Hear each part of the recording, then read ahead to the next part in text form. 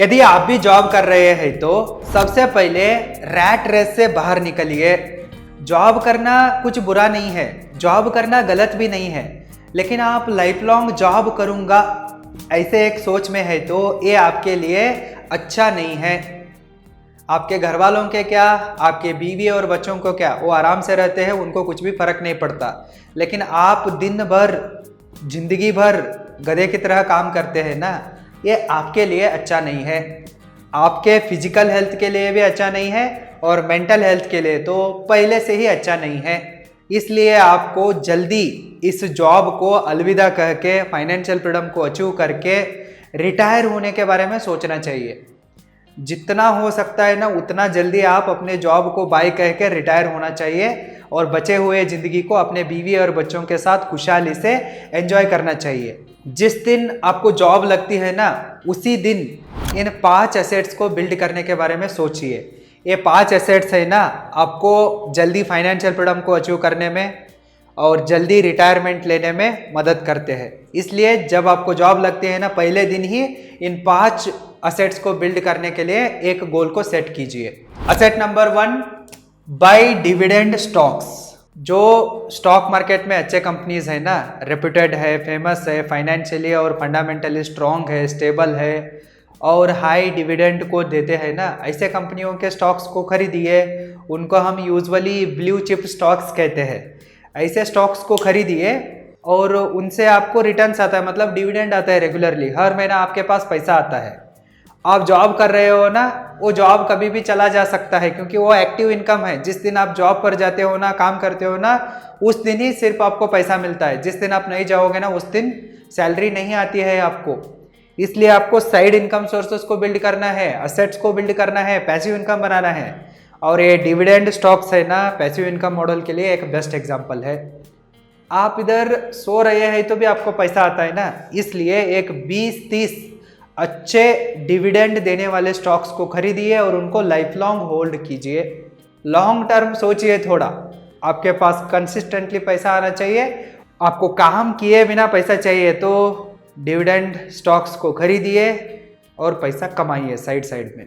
Asset number 2, own rental real estate. जब आपको job लगती है ना 2 साल अच्छे से जॉब कीजिए, लुक पुअर स्ट्रेटजी को फॉलो कीजिए, गरीब की तरह रहिए, ज़्यादा पैसे को सेविंग कीजिए और उसके बाद आपके जॉब के ऊपर मतलब सैलरी सर्टिफिकेट के ऊपर लोन निकालिए और लोन लेके प्लॉट्स को खरीदिए, घर बनाइए, कमर्शियल कॉम्प्लेक्सेस को बनाइए और उनको रेंट पर छोड़ दीजिए।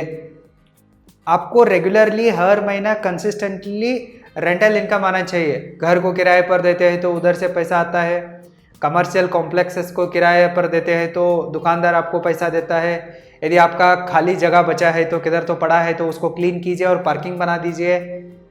हर दिन आपके पास पैसा आता है पार्किंग किया तो, नहीं तो किसी को लीज पर दीजिए, वो तो पार्किंग चलाता है, दूसरा कुछ करता है उधर। इस तरह से आपको हर महीना कंसिस्टेंटली रेंटल रियल एस्टेट से पैसा आता है। इसलिए जब आपको जॉब लगती है ना आप थोड़ा रिस्क लेके, थोड़ा ज़्यादा सेविंग करके इस तरह के रेंट देने वाले रियल एस्टेट प्रॉपर्टीज़ को कंपल्सरीली बनाना ही चाहिए, बाय करना ही चाहिए। यदि आप जल्दी अमीर बनना चाहते हैं तो फाइनेंशियल फ्रीडम अचीव करके जल्दी रिटायर होना चाहते हैं तो ये आपके लिए एक बढ़िया अपॉर्चुनिटी है। और जॉब करने वाले लोगों को जल्दी आसानी से लोन भी मिल जाता है। हम बिजनेसमैन को नहीं देते क्योंकि इसमें बहुत रिस्क इन्वॉल्व रहता है, लेकिन जॉब वालों को हर महीना कंसिस्टेंटली पेमेंट आता ही रहता है, इसलिए बैंक वाले भी आपको आसानी से लोन देते हैं। जब लोन मिलता है ना, रेंटल इनकम देने वाले रियल एस्टेट प्रॉपर्टीज को खरीदिए। Asset number 3, buy agricultural land. Agricultural land है ना एक बेस्ट असेट है। आप जॉब कर रहे हैं तो लड़की वाले आपसे पूछते हैं, आपको हर महीना 2-3 लाख सैलरी आ रहा है तो भी वो पूछते हैं कि लैंड कितना है, आपका पास घर कौन सा है, गाड़ी कौन सी है, बैंक बैलेंस कितना है, एफडी कितना है। इस तरह से हर तरह से आपको पूछते रहते हैं। जिस दिन आपको जॉब लगती है ना उसी दिन आप अपना खुद का एक एग्रीकल्चरल लैंड को खरीदने के बारे में सोचिए और खरीदिए। और ये रिटायरमेंट प्लानिंग के लिए बहुत बढ़िया है। एक 20 साल नौकरी कीजिए और रिटायर्ड हो जाइए। और रिटायर्ड होने के बाद किसान बन जाइए। अपने खेत में एक अच्छा सा बड़ा मकान को, आलीशान बंगले को बिल्ड कीजिए, जीप या कार को लीजिए, नहीं तो ट्रैक्टर को लीजिए, और आपके घर के लिए, रसोई के लिए कितना वेजिटेबल्स चाहिए ना, खुद उगाइए और अच्छे से खेती बाड़ी कीजिए, और उसमें पैसा भी आता है और आपका सेहत भी अच्छा रहता है, और आप अच्छा खाना खा रहे हैं तो आपको डिसीजेस भी नहीं आते हैं। आप ज़्यादा दिन आराम से हेल्दीली रह सकते हैं। आपको रिटायरमेंट के बाद क्या करना चाहिए, ऐसा डाउट है तो कुछ भी मत सोचिए, सीधा एग्रीकल्चरल लैंड को खरीदिए और किसान बन जाइए।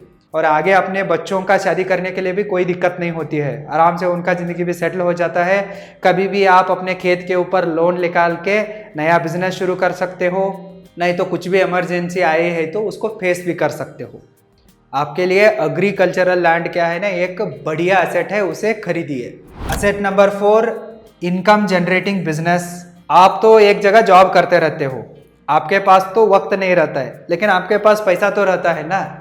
आपके घर में जो आधा पढ़ाई करके छोड़ा है, नहीं तो पढ़ाई कंप्लीट हुआ है तो भी जॉब मिलने तक खाली घूम रहा है ना, उसको एक छोटा सा बिजनेस डाल के दीजिए।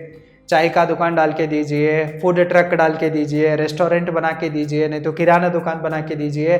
इस तरह से कुछ ना कुछ अपने लोगों को, अपने घर में कोई खाली बैठा है तो आपके माँ बाप खाली है तो उनके लिए तो कुछ ना कुछ इस तरह का एक छोटा सा धंधा बना के दीजिए, इन्वेस्टर बन जाइए।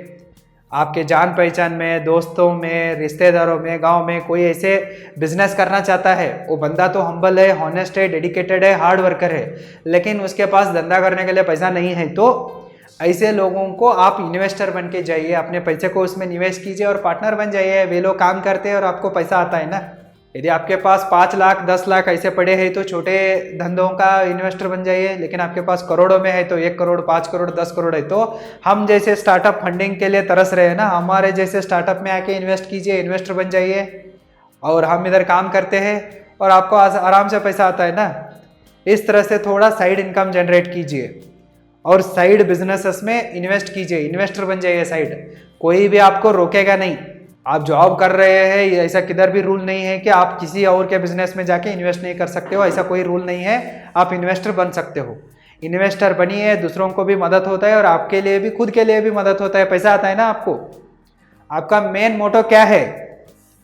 आराम से पैसिव इनकम जनरेट करना है, काम किए बिना सोते सोते पैसे को कमाना है, तो ये एक तरीका बेस्ट है, इसके बारे में भी सोचिए। लेकिन इधर एक प्रिकॉशंस को लेना पड़ता है। आप किधर भी इन्वेस्ट करने से पहले, कुछ भी करने से पहले ओरली कुछ भी डील नहीं करना है भाई साहब। जो कुछ भी करना है ना, लीगली करना है। एक अच्छा वकील को पकड़िए और सब कुछ लीगली रखिए, बॉन्ड्स को बनाइए, कॉन्ट्रैक्ट अग्रीमेंट सब कुछ होना चाहिए, लीगली होना चाहिए, और जो भी लेन देन है, ट्रांजैक्शन है ना, वो ऑनलाइन में होना चाहिए। बस इतना ध्यान रखना है आपको। Asset number 5 and last, high income skills. जो लोग जॉब कर रहे हैं ना, उनके लिए सबसे बड़ा एसेट है कि स्किल्स। यदि आपके पास अच्छे अच्छे स्किल्स है तो कोई भी कंपनी आपको नहीं खोना चाहती है, आपको मुंह मांगे पैसा देने के लिए तैयार होती है, क्योंकि कंपनी को टैलेंटेड ट्रेनड मैन पावर की जरूरत है। इसलिए कंपनियां स्किल डेवलपमेंट वर्कशॉप्स को करवाते रहती है करोड़ों करोड़ों खर्च करके। लेकिन आप ऑलरेडी स्किल्ड है तो आपके पास वो स्किल्स है तो कंपनी आपको आसानी से प्रमोशन देती है, सैलरी बढ़ाती है, इसमें क्या बुरा है। इसलिए आपको स्किल्स के ऊपर भी थोड़ा पैसा निवेश करना चाहिए और रेगुलरली अपने स्किल्स को, एक्सपीरियंस को बढ़ाते रहना चाहिए। यदि आपको प्रोफेशनल वीडियो एडिटिंग को, लॉगिंग को, स्मार्टफोन फिल्म मेकिंग को, स्मार्टफोन वीडियो एडिटिंग को, यूट्यूब चैनल क्रिएशन और मैनेजमेंट को सीखना है तो आप www.roaringfilmschool.com को विजिट कीजिए और सीखिए। आपको जो स्किल्स जरूरी है ना, उन स्किल्स को सीखिए और आगे बढ़िए। आप क्या करते हैं मुझे पता नहीं, बस आपके पास ये 5 असेट्स कंपल्सरीली होना ही चाहिए। इन 5 एसेट्स को जल्दी बिल्ड कीजिए, फाइनेंशियल फ्रीडम को अचीव कीजिए और जल्दी अपने जॉब को अलविदा कह के रिटायरमेंट लेके इस रैट रेस से बाहर आ जाइए और बची हुई जिंदगी को एंजॉय कीजिए बस। अगर आपको इसके बारे में कुछ मदद चाहिए तो भी आप मुझे कांटेक्ट कर सकते हैं। कुछ डाउट्स है तो कमेंट कीजिए, मैं आपको गाइड करूंगा। आपके लिए मैं हमेशा अवेलेबल रहूंगा। All the very best and thank you so much.